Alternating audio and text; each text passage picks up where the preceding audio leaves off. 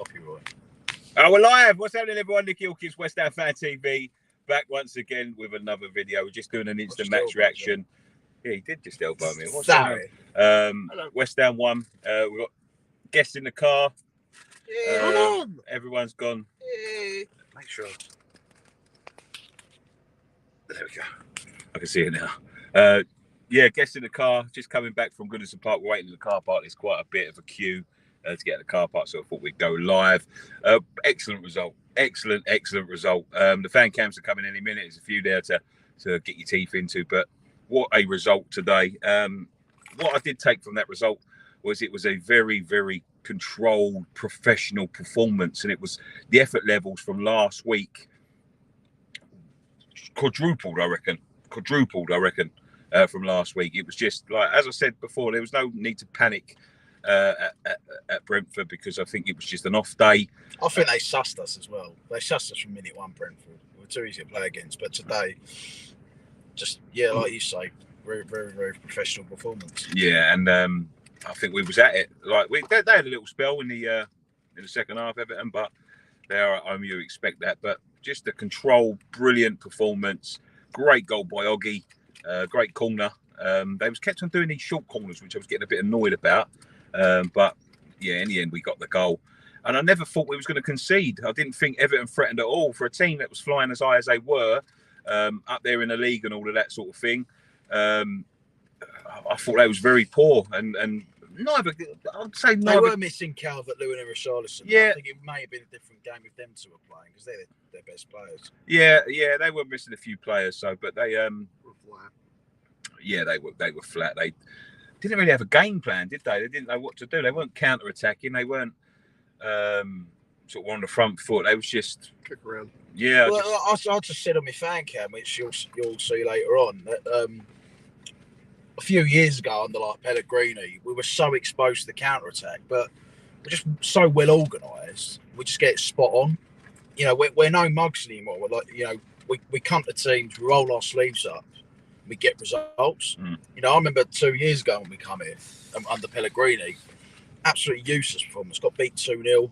Just didn't want to play. You know, just wanted to play like fancy football. And in these sorts of games, you can't do it. It's a hard place to go, Goodison Park as well. And but you know, Moyes has got us playing. You know, organised, roll your sleeves up, get stuck in when you need to. You know, not every game in this league's a walk in the park. Every game's difficult, especially ever. You know, we actually get quite a good recent record there now. Like Tottenham's just equalised, by the way. Who cares? 3 wins out of 4 at Goodison now, after we didn't win there for like 10 years before. So it's all worth it. Early start, 4 o'clock this morning, and we're back. Yeah, we seem to be. We've turned if we ever get out this bleeding car park, we're turning into Everton's bogey team. It's moving slower than LA, trying to attack the ball.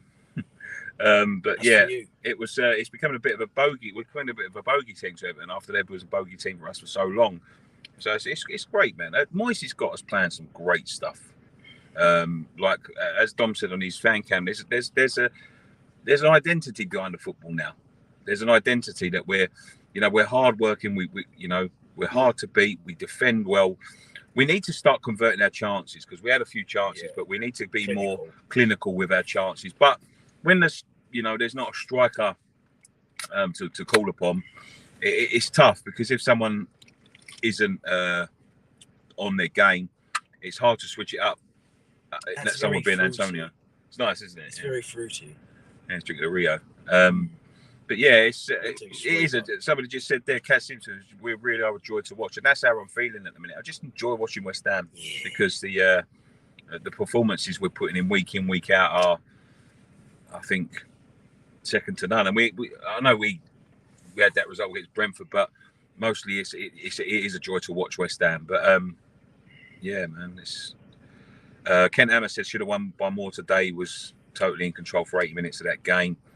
Yeah, I agree. I think it was important to get the win today as well, because, you know, we're having a good season, and I think a lot of that's to do with how well we've started in Europe, and obviously beating Man United in the cup.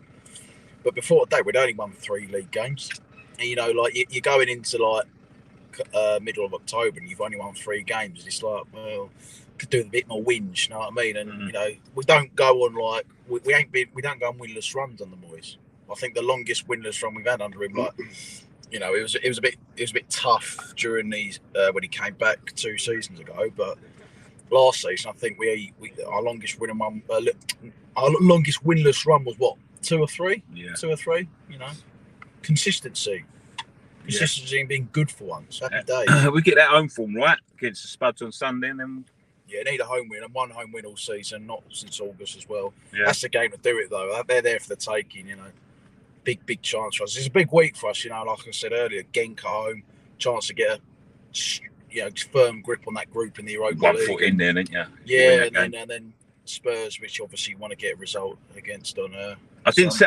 So people talking about the Souček tackle. I haven't seen it. I haven't seen what happened to him. I've seen nothing. I'm going to watch the highlights in a minute. I watched that offside goal as well. I didn't see what happened to him. He's got a nasty cut right across his face, but I mean, it was the other side of us. I presume someone elbowed him, but I don't know. I haven't even seen what happened, so I'll have to have a look. I know he had to come off, and he had a nasty cut across his face and eye and everything else, but yeah. I don't know.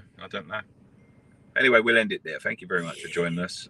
Thank you very much for getting involved in the. All right, Tom. Gary Manning, baby. Rondon stomped on Souček's face. He said. Rondon. Yeah. But, why didn't they look at it then? Baz, what do you think of our number 22 today, mate? So Baz said he stood on something. Stood in his face. He went to run off. Yes. Someone said it was disgusting. Rondon pushed his studs in his face. Oof. They was reacting like he was diving. I thought he had a little. I said. Hey, good answer, Baz. I said that he had to have been hurt because he was half rolling around a lot, wasn't he? I know. But it was. I think Antonio went down as well. It was a physical game, you know. Like there was a lot of tackles thrown in, 2 stoppages. Antonio and Souček. Accidental stomp, they said, some people, but we'll see. Anyway, thanks very much for joining us. One thing left to say: come on, you wires. Come on, you wires.